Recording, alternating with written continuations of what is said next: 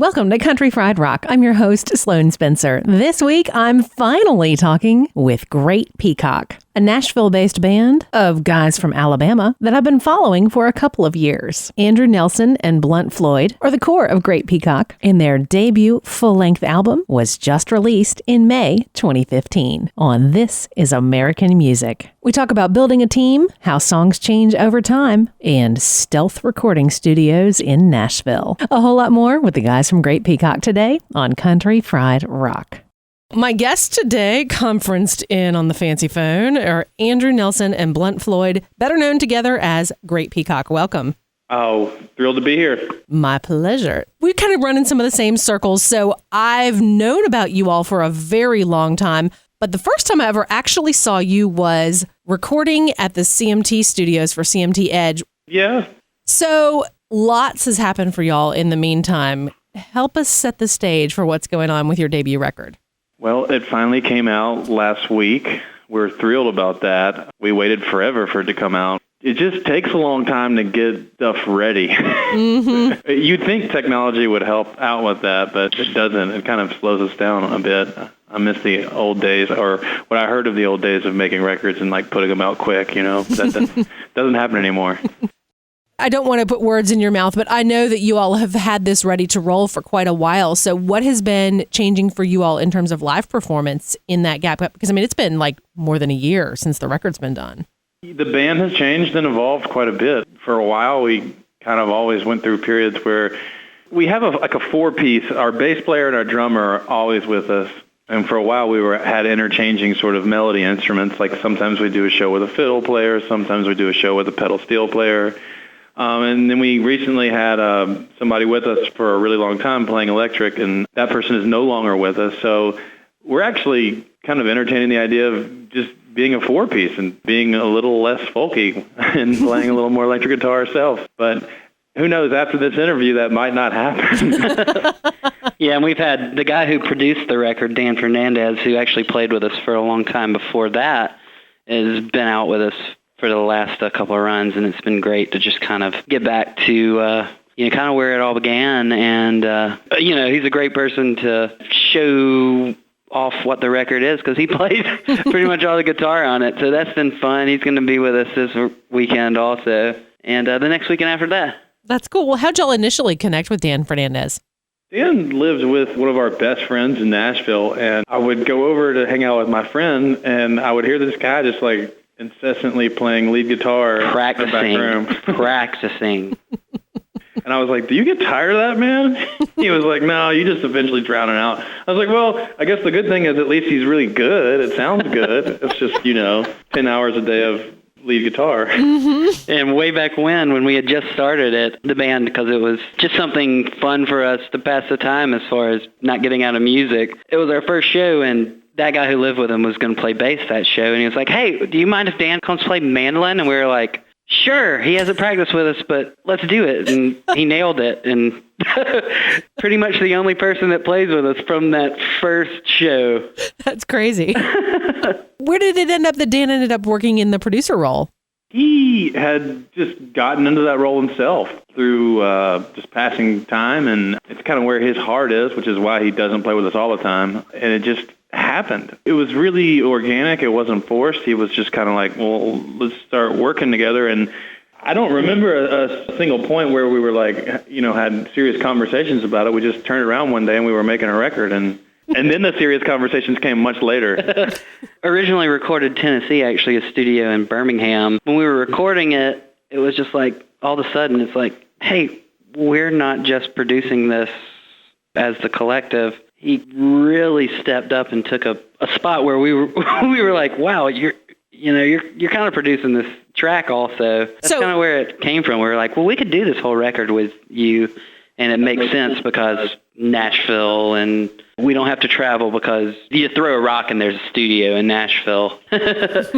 You always talk about like these like destination studios, and you're like, man, if we had the money, we'd go to this place or we'd go to that place. And then it's like you think about it, you're like, well, honestly, why would we ever leave Nashville to record a record? Hey, y'all, this is Sloane Spencer, the host of Country Fried Rock. We've had an incredible year with more people finding us on the radio and our podcast than we ever imagined. Thank you all so much. Careful what you wish for. You just might get it. Hey, this is Andrew Nelson. And Blount Floyd. We're Great Peacock, and we're on Country Fried Rock. Where did y'all end up recording it, or was it all over the place? It was actually in a sort of nondescript backyard studio. Exactly like you said.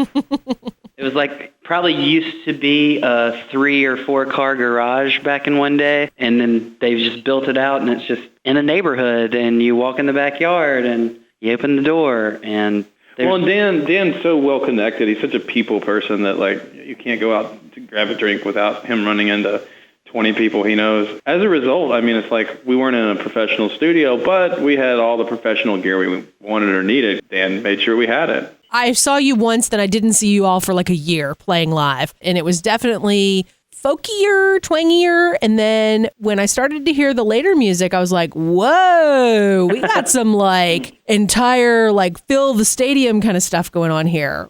We love music. We love pop music. We love country music. We love rock music. We love it all. I think the reason our music sounds like it does is just because, as far as it being Southern or leaning more towards folk or something like that, it's just because that's just who we are. But, I mean, we listen to everything, and we absorb and soak up everything. So that was just natural. That wasn't planned. We weren't like, let's be more commercial or poppier. It's just we like having songs that people can sing along to, and we like having songs that hit people. And sometimes hitting people requires more instruments. Sometimes it requires a guitar and a voice, and that's it. It just depends on the song. Everybody evolves, and that's just kind of what has happened as far as from the EP to now. Because there was really technically only one electric guitar part on that first EP, and they're quite larger songs. It just kind of naturally happened that way. They're kind of anthems. I mean, like you can hear it one time and like have your verse and chorus to sing along. We're just really picky. I mean, we write together, not as much as we used to. We've been saying we need to write together more, but Blount and I, if we don't like where the song's going, we throw it out quick. I have a saying, I always say you can't polish a turd.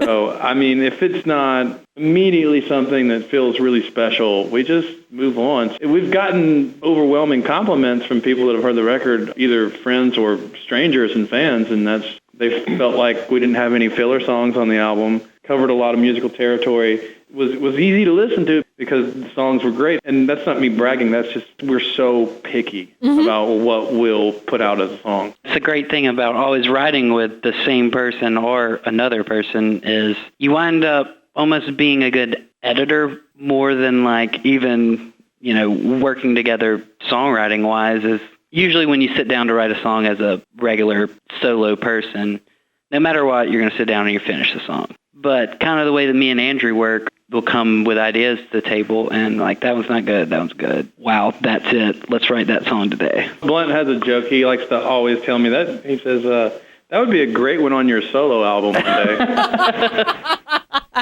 Blount, where are you from originally?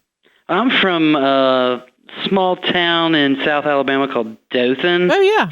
Like an hour north of Panama City and kind of close to Montgomery, about 2 hours from there and 2 hours from Auburn. How did you end up getting to Nashville? Well, it was a little bit of a trek. I went to Auburn for a little bit and decided to go to another college because, well, at that point, really nothing interested me job-wise. And I transferred to a school in Orlando to go to recording, for recording. And I did that and moved to Nashville because that was where you're supposed to go after you finish. 3 best cities to go to. My brother had already lived in Nashville, so I was like, well, it's obvious. I'm going to go to Nashville and conquer all the major recording studios in town, and wound up meeting Andrew along the way. And then, one of those weird things where you're like, oh, this dude's my best friend now. The first night that you meet, we've been on a musical journey ever since. Hey, y'all, this is Sloane Spencer, the host of Country Fried Rock. Those of y'all who listen on our podcasts, it's a quick hit of just the conversation. If you want the full radio program with all the songs that we talk about, ask for it on your local radio station. Joining 20 other stations across the country. Get the goods at countryfriedrock.org. Hey guys, if y'all want to know more about Great Peacock and what's going on with us and where to see us, go see us at www.greatpeacock.com. Were you ever in bands with your brother? Yes, we were, actually Andrew was in that band also. It's called West Floyd and the Daisy Cutters. Yeah, we did a record and a half-released EP with him way back in the day. It was really good for, especially me, because we were young and we learned a lot what not to do. Those are good lessons. Love my brother. Shout out to him, you know. Just had his first kid, Gus. I made his wife cry by telling him to listen to Daniel's song from Loggins and Messina. Yeah, I heard about that. And I only did it because it came on after I had my son, and I was like driving down the highway, like bawling my eyes out, like, oh my God, I never knew how good this was. But yeah, it was great. You know, we learned so much from playing with Wes. He is a wonderful songwriter in his own right, and actually both helped kind of us on our journey to how we write songs today. Andrew, where are you from? I grew up outside of Birmingham in a small town called Helena. That was till I was about 14, 15. Then I moved to another town outside of big city in Atlanta, a town called Alpharetta. And then I went to University of Georgia for a little while. I did graduate. And then I moved to Nashville. I don't know, like nothing feels like home. It's kind of one of the things that makes being in a band so easy is I'm not usually pining for a place to be. The only thing I really ever miss about home is having my bed to sleep in. But that bed could be anywhere, and I'd be fine.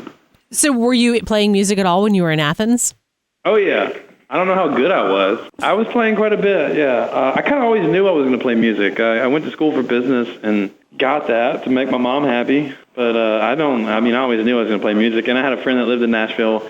I went to visit him, and I was like, this is cool. And he was like, I have this oversized closet. You want to move in? And I was like, all right. And I went home, told my mom, packed up my car and left. I think I brought my guitars and clothes, and that was it. So I don't like to own a lot of stuff. I say, and if I haven't looked at something in 6 months, unless it has some like grand emotional value, if I haven't picked you up in 6 months, you're going in the trash or being recycled. That room was great. That room was, I don't know, it was an all right room. Wish we had a picture of it. It was terrible, and I never brought a girl there ever. Well, you didn't have a door, really. Yeah. Y'all have worked together in different capacities in a lot of different ways over the years. What has been changing for you all with your touring? The amount. Yeah, the sheer quantity. When you start off in this business, if you're smart, you don't over-tour, but you also don't sit on your butt at home, and you find ways to make money and play in front of the right amount of people and all that stuff. So, and that usually involves a lot of weekend touring because we've made the jump to being so serious about this. We're out all the time. It's tough at times, but it's also, the thing is like, it doesn't go your way so many times, but at the end of every night, you're always like, I played music on stage, like I had the lights on me. And, the sound system was good. Sometimes the room's full, and sometimes there's 5 people in the room, but you're like, it's the best part of it all. Making records is fun. I love listening to records. I love making them. I like being in the studio to a degree. But nothing will ever take the place of being up there on the stage, especially, usually there's about 3 or 4 moments in a set where you just feel something and it feels right. And I look over at Blount, or I look over at somebody else in the band, and they look at you, and they're feeling the exact same thing you're feeling. And it's just such an emotional high, and you're like, this is the only way I can get this. What are you all noticing about the crowds that are coming to see you? Both ones who maybe have seen you before, but also newer locales for y'all. Usually I can't see them. The lights are too bright. I like them all. And I like all the people that have come seen us play. There's not like a demographic or something that works for us or place. We constantly have plenty of people that tell us that, dude, you are my parents' favorite band and my kids' favorite band. And I'm like, all right, well, okay, there you go. Awesome. How about a t-shirt or a onesie? How's that working for you? Oh, man, we definitely have some merch that does not sell, like just bombed. We got these like t-shirts for girls, like the nice American Apparel, like kind of female fit. Yep. Like, because we kept getting people telling us that they wanted it, and we bought them. And we have so many. We need to get rid of them. You are preaching my pain because I had the same experience with Country Fried Rock shirts. Please get women's shirts. Please get women's shirts. You know what doesn't sell? The women's shirts. Okay, so it's not just it's us. not us. No. Good. And Good. I'm female, so I'm like, come on, y'all. Oh, no. Total waste of money. Well, at least at my level. I don't know about y'all, but... I don't think we've made back our investment on that church yet. Not just yet. But, as far as locales, we've been hitting the East Coast a lot more since the beginning of this year, which has been fun. Getting out of the South, because, for the first 2 years of the band, we were pretty much on a circuit as far as playing 3 places in Alabama and 2 places in Georgia. It's been fun. We've played D.C. a few times, about to play D.C. again, and it's getting a decent people coming back, and you're like, wow, this is what we used to do, and it was fun. We've been playing New York a lot. Yeah, playing new places is actually a lot of fun. We're going out to California and out west and every place in between in the next few months, and I've never been to California, so I'm ecstatic. You know what? To go back to your earlier question, there is one place that always feels like home. Callahan's in Mobile is always home, and JT, the guy that runs the place, gets the best bands,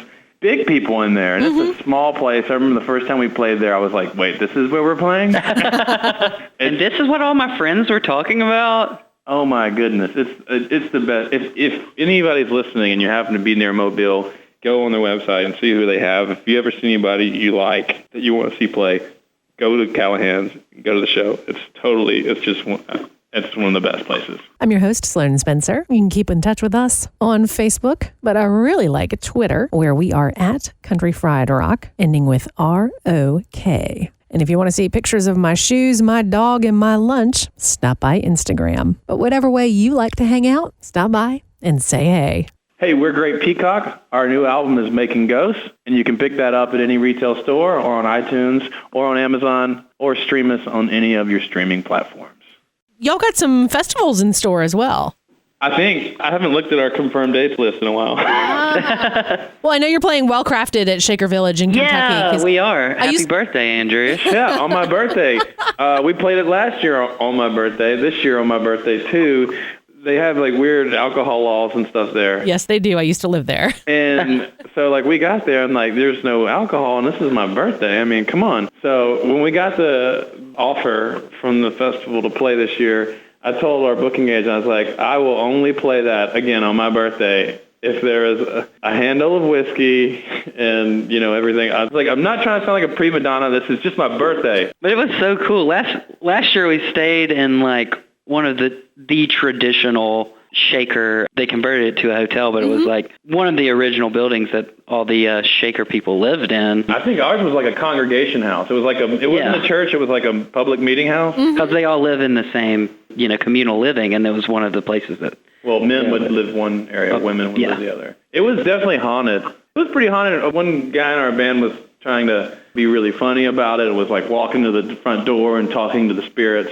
And then somebody else was inside and heard him do that. And he was talking to the spirits and he was like, if you're there, reveal yourself. And somebody else in the band opened the door all of a sudden. And oh man, he ran off.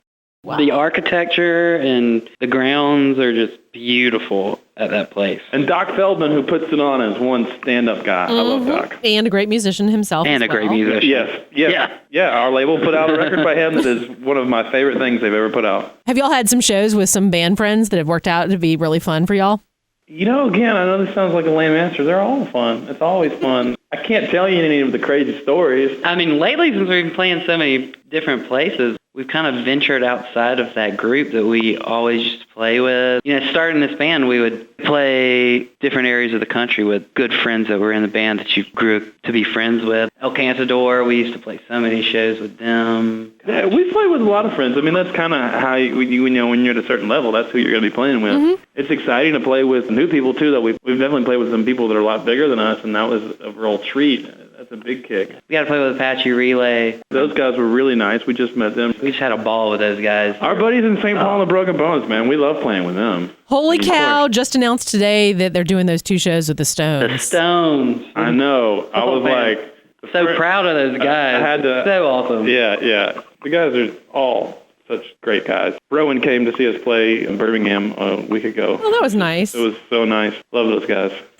We just always play our shows the way that we want to play our shows. Yeah, and that's a weird thing when you're opening for somebody. Like our song Desert Lark off the album, we have this sort of thing where we traditionally always have the crowd sing along with us at the end. And we have this sort of like big ending, and you feel, I don't know, sometimes you feel weird for doing that as an opener, but then you're also like, well, you know what? They hired us to get up here and do our job. That's We're right. We're going to do our job. Tell me a little bit about the album art. It's beautiful, and it's spare, and it's perfect. That's a guy named Alexander Lazzari. He lives in Opelika or Auburn. I can't remember. I think he lives in Birmingham now. He lives in Birmingham. But when we met him, it was at an overall company show, and he made a flyer, actually, for the show. We looked at it, and we're like, God, that looks so cool. And it was one of those weird things where, like, you didn't ask anybody to do anything, and you show up, and there's this beautiful, just, screen press flyer. We're like, man, this is so cool. And me and Andrew were just like, I think that needs to be our album cover. Well, I felt like it fit the tone of the album. It was very, the feather makes a statement, but it's also very understated at the same time. It's funny thing is, like, a lot of people in our camp and on our team are kind of, I wouldn't say mad at me, but they didn't like the fact that I didn't want the album to say Great Peacock on it. Because to me, it looked like a piece of art, and I wanted it to maintain that piece of art sort of thing. So hopefully they'll get over it.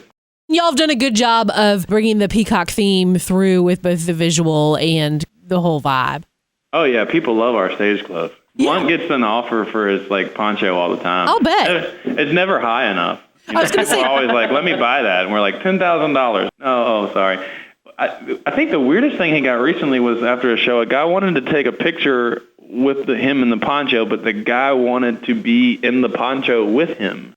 That's funny. Well, y'all really do. You've got a lot of great dates in store across the Southeast, all the way up the coast, and then across the country, out to Colorado, etc. It's going to be pretty action-packed through summer. Yeah. We plan on not seeing home for a while.